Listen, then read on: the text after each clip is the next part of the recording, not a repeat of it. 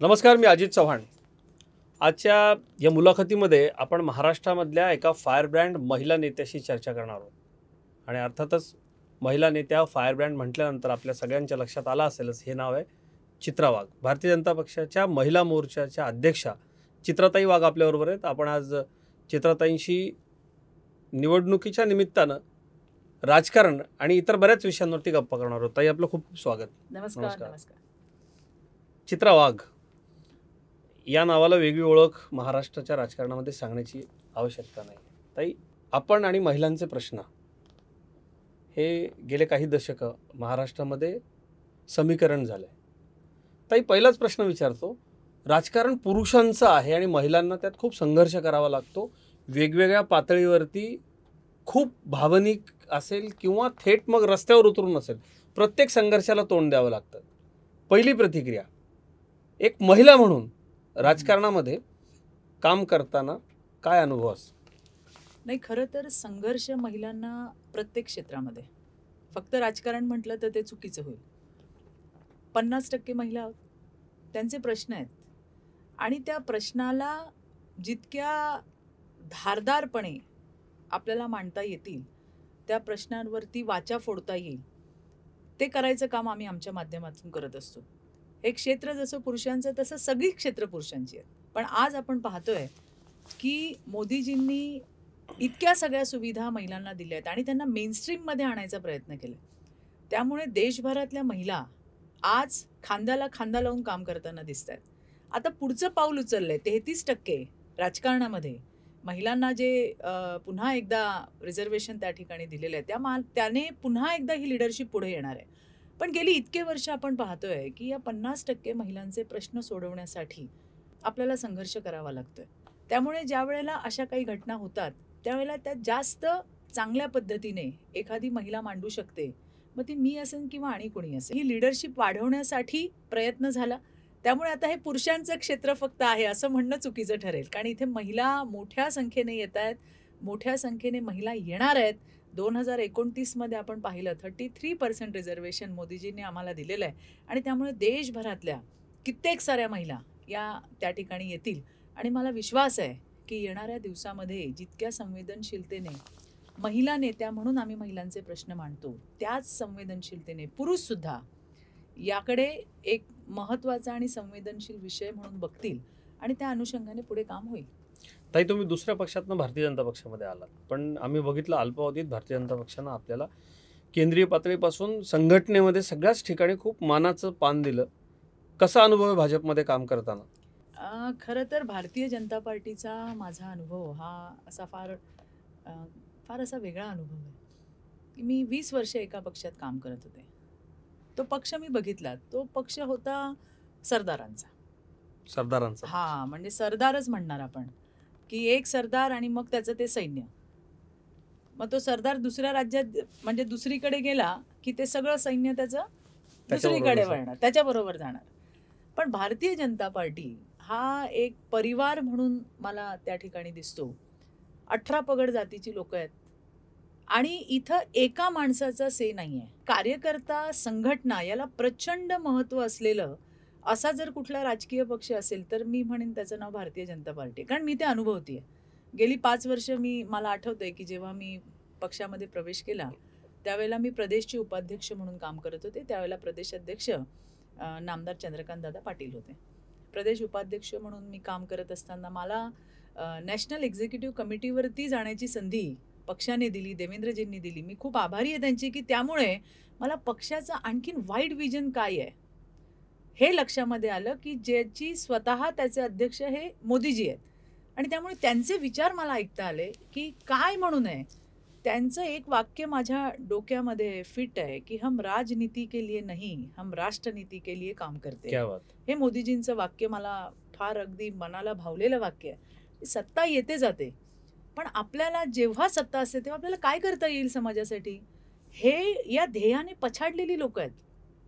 आणि त्यामुळे 2 पक्षांमधला डिफरन्स तुम्ही मला विचाराल तर अजित एवढं नक्की आहे की हा कार्यकर्त्यांचा सन्मान करणारा, त्यांचं मत ऐकलं जातं. मला जे पटलंय ते मी सांगितलं आणि ते झालं असं नाहीये. तुम्हाला काय वाटतं, तुम्हाला काय वाटतं, तुम्हाला काय वाटतं, असं प्रत्येकाला विचारलं जातं आणि त्याच्यानंतर त्याच्यातून एक निर्णय केला जातो. आणि त्यामुळे कार्यकर्त्याला आणि संघटनेला प्रचंड महत्त्व पार्टीमध्ये आहे. आणि त्यामुळे इथे काम करताना एक वेगळी मजा पण येते. आता सध्या आम्ही बावनकुळेजींच्या नेतृत्वात काम करतोय. मला महिला मोर्चाचं अध्यक्षपद त्या ठिकाणी पक्षाने दिलं. बरेच वर्ष मी महिलांमध्येच काम करत होते. पुन्हा एकदा भारतीय जनता पार्टीमध्ये महिला मोर्चात काम करते. विविध विषय आहेत. 2.5 वर्ष सरकार नव्हतं. त्याही वेळेला जे जे प्रश्न आहेत ते मांडण्याचा आम्ही प्रयत्न केला. त्यानंतर सरकार आलं आणि आल्यानंतर तुम्ही पाहिलंय की मुलींच्या शिक्षणापासनं, मुलींना आपल्याला शिक्षण मोफत कसं देता येईल तिथपासनं तर विविध निर्णय महिलांच्या उन्नतीसाठी घेतले गेले. आणि मला त्याचा अभिमान आहे की जे सरकार त्या ठिकाणी बसले त्या सरकारच्या पक्षाची मी एक कार्यकर्ता आहे. आणि याचा अभिमान आणि समाधान खूप आहे. ताई, आम्ही बघतो चित्रा वाघ या व्यक्तीकडून संघटनेला पूर्ण वेळ दिला जातो आणि संघटनेमध्ये प्राण फुंकण्याचं काम आपण करता. या पक्षामध्ये काम करत असताना संघटना म्हणून, संघटना बांधताना कशी वेगळी संघटना आहे, त्याचा काय अनुभव होता? नाही, कसं आहे अजित की मी काम करते माझ्या पद्धतीने, पण अर्थात मी जरी आता अध्यक्ष म्हणून आले तरी माझ्या आधीच्या जितक्या भारतीय जनता पार्टीच्या महिला मोर्चाच्या अध्यक्ष होऊन गेल्या त्या प्रत्येकीचंच त्याच्यामध्ये योगदान आहे. आता मलाही कोणाकडनं तरी, माझ्या आधी कोणी अध्यक्ष होतं, आता मी आहे, माझ्या नंतरही कोणी असणार आहे. त्यामुळे प्रत्येकजण आपापल्या टेन्युअरमध्ये आपापल्या पद्धतीने काम करत असतं. जास्तीत जास्त महिलांच्या प्रश्नांवरती वोकल होणं. आणि ज्या वेळेला आपण सत्ताधारी पक्षाचे कार्यकर्ते असतो त्यावेळेला आपली जबाबदारी ही कणभर वाढलेली असते. तुम्ही पाहताय की आधी तर मला फक्त प्रश्नच दिसत होते की कुठं काय होतंय, महिलांवरती, मुलींवरती अत्याचार आपण पाहतोय. पण याच्याबरोबर एक तिसरा पण आता प्रश्न प्रकर्षाने जाणवतोय, तो म्हणजे फेक नरेटिव्हचा. एखादी घटना होते त्याचं कशा पद्धतीने राजकीय भांडवल केलं जातं. हडपसरमधली घटना आणि मोठ्या ताई बारामतीच्या यांनी त्याच्यावर ट्विट केलं, असं झालं, तसं झालं, तसं झालं, त्या मुलींसोबत काय झालं. झालेल्या गोष्टी वाईटच आहेत, त्याचं समर्थन नाही आहे, सेन्सिटिव्ह विषय आहेत. पण सोयीस्कररित्या काही महिला अत्याचाराच्या घटनात गप्पही राहिले जातात त्यांच्या. नाही, अगदी. आणि मग काय होतं की या सगळ्या घटनेची जी पार्श्वभूमी आहे ही पार्श्वभूमी वेगळी वेगळी असते. हे प्रत्येक घटनेतून समोर आलं. म्हणजे हडपसरच्या घटनेचं त्या दिवशी म्हणजे मला वाटतं परवाच मी ते ट्विट वाचल्यानंतर अरे बापरे असं झालं, मी लगेच पोलीस अधीक्षकांना फोन केला. त्यांच्याकडनं आलेली जी माहिती होती ती वेगळी होती, ती विसंगत म्हणजे बऱ्यापैकी. आणि त्याच्यात त्यांनी लिहिलंय मोठ्या ताईंनी की माझं पुण्याच्या पोलीस अधीक्षकांशी बोलणं झालंय अमकं ढमकं. मग ते त्यांनी जे तुम्हाला खरं सांगितलं ते तुम्ही का नाही लिहिलं? ताई, कदाचित परिस्थिती बदललेली नाहीये. माझा प्रश्न त्याच अनुषंगिक आहे की काहीही झालं तरी टार्गेट देवेंद्र फडणवीस, असं का? मी आधी वेगळ्या पक्षात होते आणि त्या पक्षाचा स्ट्रिक्टली असं सांगणं होतं आम्हाला. त्यावेळेला मुख्यमंत्री हे माननीय देवेंद्रजी फडणवीस होते आणि आम्हाला हे स्पष्ट सूचना होत्या मोठ्या ताईंच्या की कुठल्याही डिपार्टमेंटचा काहीही गोंधळ असला, मग तो हेल्थचा असू दे, मग तो शिक्षणाचा असू दे, मग तो आणखीन कुठलाही असू दे, टार्गेट फक्त देवेंद्र फडणवीस करायचं. कुठल्याही मंत्र्याला काहीही न बोलता फक्त @देव फडणवीस करून टीका करायची. ह्या स्पष्ट सूचना होत्या. 2014 पासून 2019 पर्यंत माझे सगळे ट्विट जर तुम्ही बघितले असतील तर ते @देव फडणवीस @CMO महाराष्ट्र, कारण ही पक्षाच्या सूचना होत्या ज्या आता पण फॉलो होत आहेत. तुम्ही पाहताय देवेंद्र फडणवीस हे महाराष्ट्राचं शक्तीस्थळ आहे. हजारो लाखो कार्यकर्त्यांचं शक्तिस्थान जर कोण आहे तर ते देवेंद्र फडणवीस आहे. आणि मग आघात कोणावरती होतो? शक्ती केंद्रावर. शक्ती केंद्रावर जर आघात केला तर बाकीचे थंड पडतील अशी एक स्ट्रॅटेजी त्यांची आहे, जी 2014 ते 2019च्या त्या स्ट्रॅटेजीची मी साक्षीदार आहे स्वतः. आणि आता पुन्हा एकदा ती रिपीट होताना मला दिसते. अकेला देवेंद्र क्या कर सकता है हे दिसलंय. याची मोठ्या ताईंना पूर्ण कल्पना आहे. पण परत तुम्हाला सांगते, मी खूप भाग्यवान कार्यकर्ता आहे की मला देवेंद्रजींच्या सोबत काम करण्याची संधी आहे. दिवस आणि रात्र काम करणारा एक विजन असणारा नेता आहे. एवढंच नाही, काम सगळे करतात, पण एथिक्स असणारा नेता आहे. एक छोटा किस्सा तुला मी सांगते. अजित, त्यावेळेला आम्ही विरोधी पक्षात होतो आणि त्यावेळेचे तत्कालीन मुख्यमंत्री उद्धवजी ठाकरे यांनी देवेंद्रजींवर फारच खालच्या पातळीची टीका केली होती. फारच खालच्या पातळीची. आणि ती वाचली, पाहिली तर फार संताप आला. आणि मी ठरवलं की उद्या सकाळी मातोश्रीवरती मोर्चा काढायचा, तिथे बसून आंदोलन करायचं. तर देवेंद्रजींना कुठून तरी कळालं, त्यांचा फोन आला मला की तुम्ही काय करणार आहात उद्या. तर मी म्हटलं, साहेब असं असं झालंय आणि ते फारच खालच्या पातळीचं तुम्हाला बोललेत, मी त्यांच्या घरासमोर जाऊन आंदोलन करणार आहे. बघा, राज्याचा विरोधी पक्षनेता देवेंद्रजी होते, त्यांनी मला काय सांगावं. त्यांनी मला सांगितलं, चित्राताई कोणाविरुद्ध मोर्चा आहे तुमचा. म्हटलं, अर्थात मुख्यमंत्री उद्धव ठाकरे. ते म्हणले, ते त्यांचं घर आहे मातोश्री. त्यांच्या घरात ते एकटे नाही राहत, त्यांचा परिवार राहतो आणि कोणाच्या परिवाराला आपल्याला त्रास द्यायचा नाही. चित्राताई, तुम्हाला जे काय करायचं ते तुम्ही त्यांच्या कार्यालयाच्या इथे करा, पण कुणाच्या घरी जाऊन त्यांना तिथे जाऊन तुम्ही आंदोलनं करणार, तुम्ही मोर्चे काढणार, इतरांना त्रास द्यायचा आपल्याला अधिकार नाही. हा सुसंस्कृतपणा. अरे, मी शॉक झाले. ही बोलताना किंवा ऐकताना तुम्हाला छोटी गोष्ट वाटेल. एखादा नेता असता काय म्हणाला असता, त्याच्या घरात घरात घुसा. आधीच्या पक्षात आम्ही इथे छोटे छोटे सॉफ्ट टॉयज घेऊन गेलो होतो वाघाचे मातोश्रीवरती, आम्हाला कोण नाही अडवलं. ताई, मराठा विषयामध्ये सर्वाधिक काम करणारा नेता आहे देवेंद्र फडणवीस. महिलांच्या विषयात सर्वाधिक काम करणारे नेते आहेत देवेंद्र फडणवीस. इन्फ्रास्ट्रक्चरमध्ये सर्वाधिक काम करणारे नेते आहेत देवेंद्र फडणवीस. जलसंधारण या विषयामध्ये सर्वाधिक काम करणारे नेते आहेत देवेंद्र फडणवीस. महिला अत्याचार थांबावेत, इक्विपमेंट्स मिळावेत, सर्वच क्षेत्रामध्ये अतिशय अभ्यासपूर्ण आणि सातत्यपूर्ण शिवाय रिझल्ट ओरिएंटेड नेता आहे देवेंद्र फडणवीस. पण तरीसुद्धा जातीय मुद्द्यावरून असेल किंवा जे मुद्दे भावनिक आहेत त्या भावनिक मुद्द्यांवर देवेंद्र फडणवीसांना टार्गेट केलं जातं.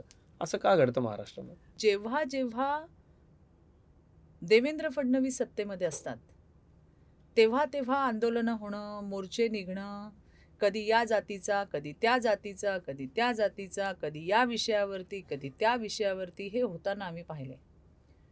2.5 वर्ष ज्या वेळेला महाविकास आघाडीचं सरकार होतं, एक सर्वसामान्य माणसालाही तुम्ही विचारा, त्यावेळेला प्रश्न नव्हते का? नक्कीच होते. त्यावेळेला हे प्रश्न नव्हते. त्यावेळेला आम्हाला आरक्षण नको होतं किंवा त्यावेळेला आमच्या कुठल्याही मागण्या नव्हत्या. मग जर त्यावेळेला प्रश्न होते तर त्यावेळेच्या सत्ताधाऱ्यांना कधी का नाही कोणी विचारलं? याच्या आधी जितके मुख्यमंत्री झाले, बहुतांश मुख्यमंत्री हे मराठा समाजाचे होते. आणि ताई 10% आरक्षण दिलंय आपण सरकार, पण महाविकास आघाडीला नाही टिकवता आलं तरी पण देवेंद्रजी. आणि मग असं वाटतं कुठेतरी, एक कार्यकर्ता म्हणून मला असं वाटतं की माझ्या नेत्याला कुठेतरी बदनाम करण्याचं काम, माझ्या पक्षाला बदनाम करण्याचं काम हे ठरवून केलं जातंय का? ताई, अनेक विषय तुम्ही सरकारला, मंत्र्यांना सांगता आणि त्याच्यावरती अंमलबजावणी होते. म्हणजे लाडकी बहीण योजना आता सर्वाधिक चर्चेत आहे. येस, आपण ग्रामीण महाराष्ट्रामध्ये मला असं वाटतं की तालुक्यात गेलेली एक योजना आहे ही योजना आहे. 60 साली महाराष्ट्र स्थापन झाला. संयुक्त महाराष्ट्राच्या स्थापनेनंतर पहिलं असं हे सरकार आहे की इतके खरंय. महिला विषयक निर्णय घेतले. किती समाधान वाटतं आणि काय त्याच्याबद्दल बोलायला? खरं तर कसं आहे की लाडकी बहीण योजना म्हणजे लाडक्या बहिणींचा लाडका भाऊ तर देवा भाऊ. आणि जिथे मी जाते तिथे महिला येऊन मला सांगतात, ताई आले बरं का पैसे, देवा भाऊला थँक्यू सांगा. तर ह्या ज्या प्रतिक्रिया आहेत ना, या खूप आहेत. मी जसं म्हटलं की मुंबई, पुणे, ठाणे, नाशिकसारख्या मेट्रो सिटीजमध्ये कदाचित 1500 मोठे वाटणार नाही. नाही वाटणार. एका बाईची पर्स जर उघडली ना तर 1000 रुपये सहज निघतात. हीच माझी ग्रामीण भागातल्या ताईकडे ना ती दिवसभर काम करते. 200 रुपये 300 200-300 रुपये मिळतात. माहेरी जायचं म्हणजे मला आठवतंय की पहिला हप्ता काहीतरी रक्षाबंधनच्या आसपास होता. आणि मी रहिमतपूरला निघाले होते साताऱ्याला. ते खूप छान दहीवडीचे पेरू मिळतात. पेरू घ्यायला उतरले होते. तिथे काही ताई आल्या आणि म्हणल्या, ताई पैसे आले बरं का आमच्या खात्यामध्ये. मी म्हटलं कसं वाटतंय का तुम्हाला? ते म्हणे आता काय सांगू ताई, पहिल्यांदा माहेरी जाताना नवऱ्यापुढे हात नाही पसरणार आहे. देवेंद्रजींचं वाक्य मला नेहमी आठवतं. मला देवेंद्रजी नेहमी म्हणतात, चित्राताई भाषणांनी पोट भरत नाही. महिलांना आपल्याला आर्थिक स्वातंत्र्य द्यायला पाहिजे. त्यांच्या हातामध्ये तेवढी ताकद आपण निर्माण केली पाहिजे की त्या ताईला स्वतः आर्थिक दृष्टी तिला कशा पद्धतीने संपन्न करता येईल. जेव्हा आर्थिक स्वातंत्र्य येतं ना तेव्हा शहाणपणा आपोआप येतो. आणि मला ते इतकं पटलं देवेंद्रजींचं की येस, आज हे 1,500 रुपये. आणि इतके काय आमचे लाडके भाऊ आहेतच, पण काही दोडके भाऊ पण आहेत. ती योजना बंद करा म्हणून. अहो, जशी तुम्हाला सांगतेय की ह्या योजना जशी गावागावांमध्ये पोहोचली तशी पहिली पायाखालची वाळू सरकायचं काम यांचं झालं. हे गेले काँग्रेसवाले कोर्टामध्ये. आधी त्या म्हणे तो जो कोण होता तो का आमचा कोण नाहीच आहे.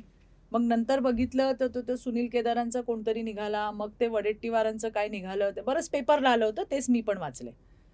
त्यामुळे यांची भावना काय आहे ते आपले सर्वज्ञानी सकाळी उठल्यावर 9 वाजेपासून बोलतात. संजय राऊत ते म्हणले आम्ही 3,000 रुपये देऊ. अरे का तुम्हाला ही घोषणा करावी लागली? तुम्ही म्हणता ना ही योजना कामाची नाही, तुम्हाला काय घोषणा करावी लागली की आम्ही 3,000 रुपये देऊ? आणि त्याच्यामुळे या राज्यातल्या लाडक्या बहिणींना पैसे मिळू नयेत म्हणून याच्यासाठी शरद पवारांची राष्ट्रवादी, काँग्रेस आणि उद्धव ठाकरेंची शिवसेना हे 3 जण मिळून कामाला लागले.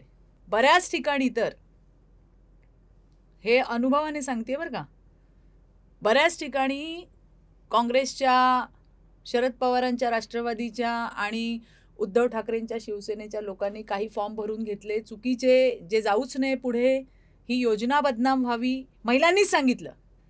आणि म्हणून मग महिलांना सांगितलं तुम्ही अधिकृत सेंटरवरती जा आणि भरा. अंगणवाडी ताईंना याच्यामध्ये इन्व्हॉल्व केलं. प्रत्येक फॉर्म भरल्यानंतर तिलाही त्या ठिकाणी त्याचा मोबदला देण्यात आला आणि ही योजना घराघरामध्ये पोहोचवण्यात आली. आताही सांगतात की हे सरकार तुमची निवडणूक आहे तोपर्यंतच आहे, निवडणुकीनंतर बंद होणार, असं तसं. म्हणजे खोटं खोटं खोटं, किती खोटं बोलणार.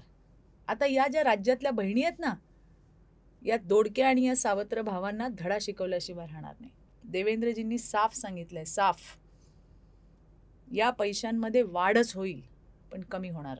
आम्ही सुद्धा बऱ्याच ठिकाणी ज्या ज्या ठिकाणी आम्हाला ताई हे का असे करतायत, मी म्हटलं तुम्ही काळजी करू नका, तुमचा देवाभाऊ एवढा भक्कम आहे, कुठल्याही परिस्थितीमध्ये लाडकी बहीण योजना बंद होणार नाही. त्यामध्ये पैसे वाढतीलच, कमी होणार नाही. आणि आता हे सगळं राज्यातल्या प्रत्येक कानाकोपऱ्यात गेल्यामुळे महिला सुद्धा आश्वस्त झाल्या. त्यांना कळतं ना रे कुणावर विश्वास ठेवावा. फेक नरेटिव्ह ऑफकोर्स प्रयत्न झाला, याच्यामध्येही फेक नरेटिव्ह करण्याचा प्रयत्न झाला. यामध्येही सांगण्यात आलं सरकारला कुठल्याही पद्धतीमध्ये सरकार बदनाम करणे, देवेंद्रजींवर ठपका ठेवणे हा एकमेव त्यांचा अजेंडा आहे. पण आपल्या नेत्याच्या मागे एवढ्या लोकांचे आशीर्वाद आहेत, इतक्या बहिणींचे आशीर्वाद आहेत. काही जणींनी तर मला एवढंही सांगितलंय, चित्राताई आम्ही नवऱ्याला सांगितलंय, म्हटलं काय ग, गुरगुरायचं नाही माझ्यावर, तुम्हाला माहित नाही माझा भाऊ कोण आहे. म्हणजे इतका देवाभाऊ, हा देवाभाऊ आपला भाऊ वाटतो. अशातले कित्येक जणींना तर ते भेटले पण नसतील, पण एक प्रेम आहे, एक विश्वास की हा माझा भाऊ आहे जो माझ्यासाठी, माझ्या परिवाराच्या कल्याणासाठी झटतोय. याने माझ्या मुलीला मोफत शिक्षण दिले, याने माझ्या संसाराला हातभार लावलाय. अशा किती म्हणजे जंत्री सांगता येईल, इतकं काम देवाभाऊचं आहे. आणि म्हणून राज्यातल्या देवाभाऊंच्या सगळ्या लाडक्या बहिणी आणि त्यांचा लाडका भाऊ देवाभाऊ. ताई, पुण्यातला एक गमतीशीर प्रकार परवा घडला. एका कंपाऊंड मधल्या विहिरीवरचे पेवर ब्लॉक्स खचल्याने एक ट्रक त्यात गेला. आता तो ट्रक विहिरीत गेला म्हणून देवेंद्र फडणवीस यांच्यावरती टीका.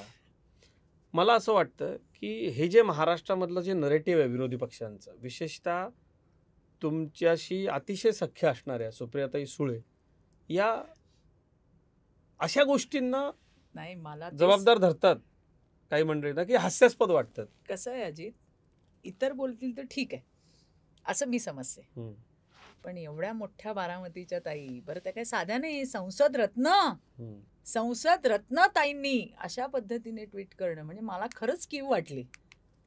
तर संसद रत्नाचा काय क्रायटेरिया एकदा जरा चेक केला पाहिजे असं मला वाटायला लागलं त्या क्षणाला. म्हणजे अशा पद्धतीने डोळे झाकायचे आणि काही झालं देवेंद्र फडणवीसमुळे झालं, देवेंद्र फडणवीसने केलं, असे फतवे काढलेले आहेत सध्या. आणि चांगल्या कित्येक गोष्टी देवेंद्रजींनी केल्या आहेत. हे फक्त शेतकऱ्यांच्या नावाने गळा काढतात. मला खूप चांगलं आठवतंय जेव्हा मुख्यमंत्री होते उद्धव ठाकरे, नाही व्हायच्या आधी, तुमच्या बांधावर येऊन मी 50,000 रुपये देईन. कधी गेले बांधावर ताई? आणि हे सगळे सोयीस्कर विसरतात. अगदी म्हणजे शेतकरी आठवण करून द्यायचंच काम आपलं आहे. देवेंद्र फडणवीसांनी खरोखर शेतकऱ्यांना वीज मोफत दिली. देवेंद्रजींनी यांनी सांगितलं आम्ही दिलं होतं आश्वासन, पण प्रिंटिंग मिस्टेक आहे. देवेंद्रजींनी शेतकऱ्यांना त्या ठिकाणी वीज मोफत दिली. मागेल त्याला सौर पंप देत आहेत.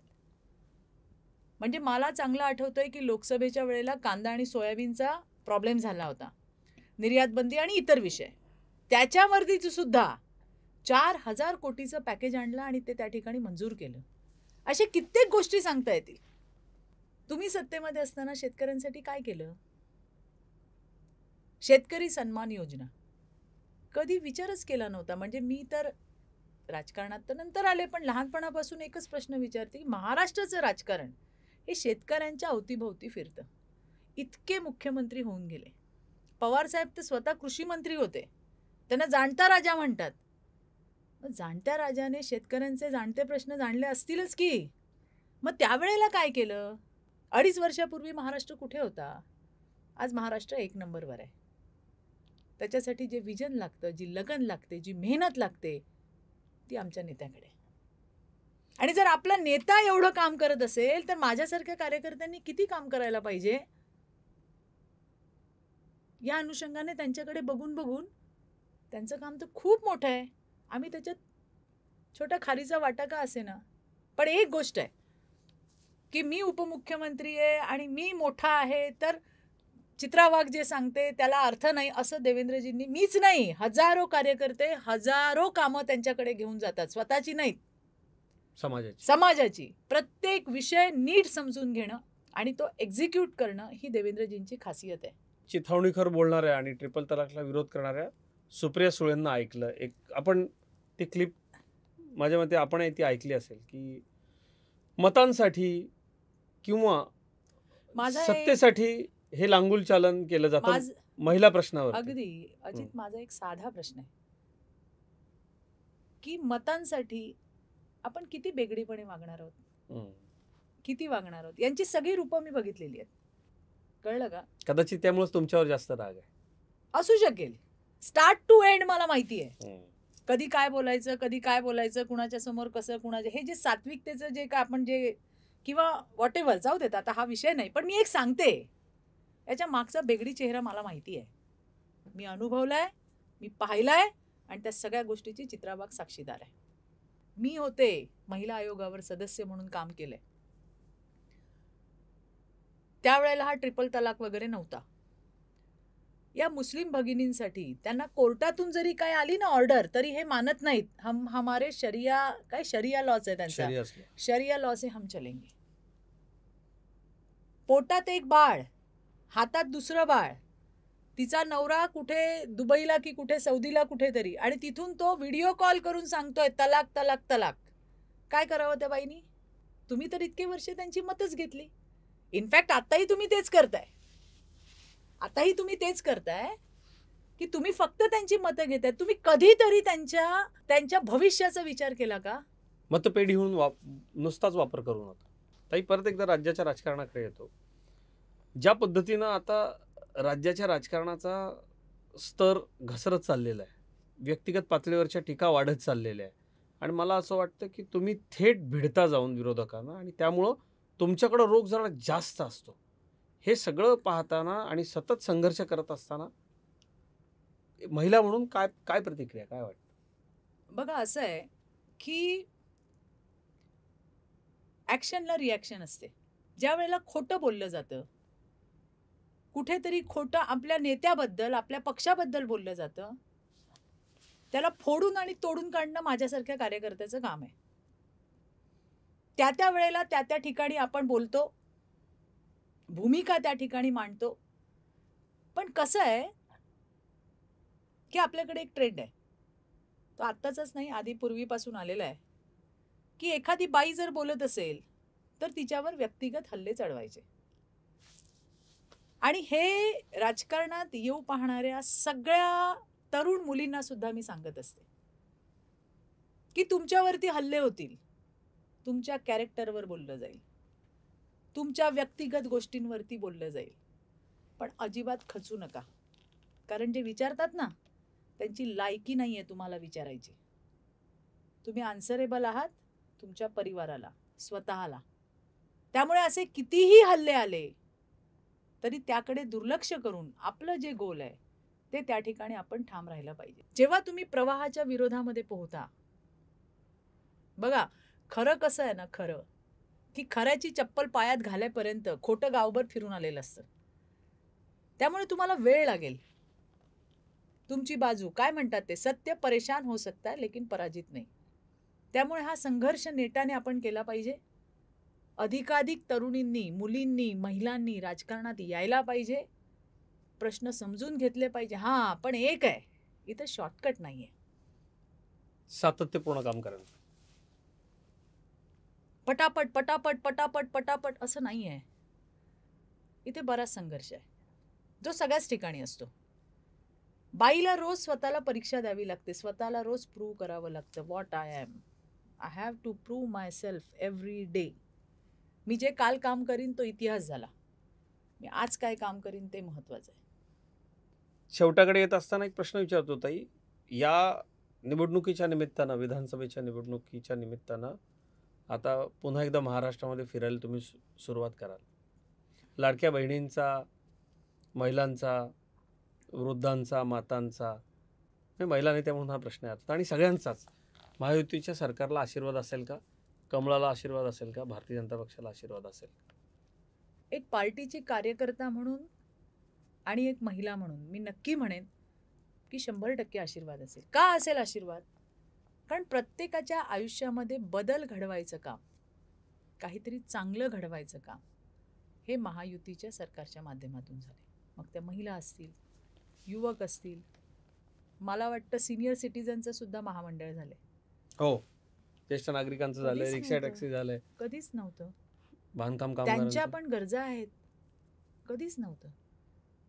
आज ज्येष्ठ नागरिकांचा आशीर्वाद सरकारच्या सोबत आहे. परवा देवेंद्रजींनी उद्घाटन केलेलं डब्बेवाले आपले, डबेवाला भवन, कधीच नव्हतं. ज्यांचा इंग्लंडच्या राजाने सत्कार केला त्यांना आज आश्रय द्यायचं काम देवेंद्रजींच्या माध्यमातून झाले. असे कित्येक सांगू तुम्हाला मी, अशा कित्येक गोष्टी झाल्यात. प्रत्येक समाजाला त्या ठिकाणी न्याय द्यायचं काम, त्या घटकाला न्याय द्यायचं काम. न्याय द्यायचं म्हणजे काय करायचं? तुमच्या आयुष्यामध्ये बदल होतो. हो, आणि मी स्वतः एक महिला म्हणून मला असं वाटतं की असा कुठलाच प्रश्न नाही जो फक्त पुरुषांचाच आहे. पुरुषांचे असे बरेच प्रश्न आहेत की जे फक्त पुरुषांचे आहेत, पण महिलेचा प्रश्न, तिच्या मुलाचा प्रश्न हा तिचा प्रश्न असतो, तिच्या नवऱ्याचा प्रश्न हा तिचा प्रश्न असतो, तिच्या घरातल्या ज्येष्ठ नागरिकांचा प्रश्न हा तिचा प्रश्न असतो. त्याच्यामुळे आमचे प्रश्न म्हणजे तुमच्या सगळ्यांचे प्रश्न, ज्याच्याने माझ्या आयुष्यात, माझ्या परिवारामध्ये सुख येईल. माझ्या मुलाला चांगलं शिक्षण मिळतंय, माझ्या मुलाला नोकरी मिळतेय, माझ्या मुलीचं शिक्षण मोफत झालंय, मी 50% फ्री बसमधून आज त्या ठिकाणी जातीये आज मला वाटायचं ना, आज तुम्ही बघा एस टी महामंडळ तोट्यात चाललेलं. या सगळ्या महालक्ष्मींनी, पुन्हा महाराष्ट्रातल्या पहिल्याला आली. महालक्ष्मींनी हे तोट्यात गेलेली एस टी महामंडळाची लाल परी पुन्हा ट्रॅकवर आली. आता पुन्हा आठवण करून द्यावीशी वाटते की महाविकास आघाडीच्या काळामध्ये, म्हणजे उद्धव ठाकरे, पवारसाहेब आणि काँग्रेस यांच्या काळामध्ये आमच्या जवळपास 160 ते 170 एस टी कर्मचाऱ्यांनी आत्महत्या केल्या. हो, तुम्हाला ते दुःखात. महामंडळ वाचवता आलं नाही. एस टी 50% म्हणतात, काय त्याच्याने काय झालं, यांना काय कळणार हो. बाई घराच्या बाहेर पडली, ती आज जातीये आणि ती काय फक्त अर्ध तिकीट घेऊन जात नाही अजित, ती कॉन्फिडन्स घेऊन जाते. क्या बात, क्या बात. एखादी कोल्हापूरच्या चंदगडची बाई जेव्हा एस टीने पुण्याला येते, ती काय फक्त अर्ध तिकीट घेऊन येते. मी कधीच नाही गेले, पण आज मी 50% पण आहे आणि मी एकटी जाणार पण आहे आणि मी एकटी येणार पण आहे. क्या बात. हा कॉन्फिडन्स द्यायचं काम आहे ना, देवेंद्रजींनी दिलं, महायुतीच्या सरकारने दिलं. आणि त्यामुळे प्रत्येकाच्या आयुष्यामध्ये बदल घडला, प्रत्येकाच्या आयुष्यामध्ये प्रगती झाली. मग आशीर्वाद नाही मिळणार? क्या बात. ताई, खूप मोकळेपणानं बोललात, अनेक विषयांवरती बोललात. तुमची नेहमीप्रमाणे स्पष्ट, रोखठोक, थेट मतं आजच्या मुलाखतीमध्ये तुम्ही मांडलीत. आपले खूप खूप आभार आमच्याशी बोलल्याबद्दल. धन्यवाद. जय हिंद, जय महाराष्ट्र. थँक्यू.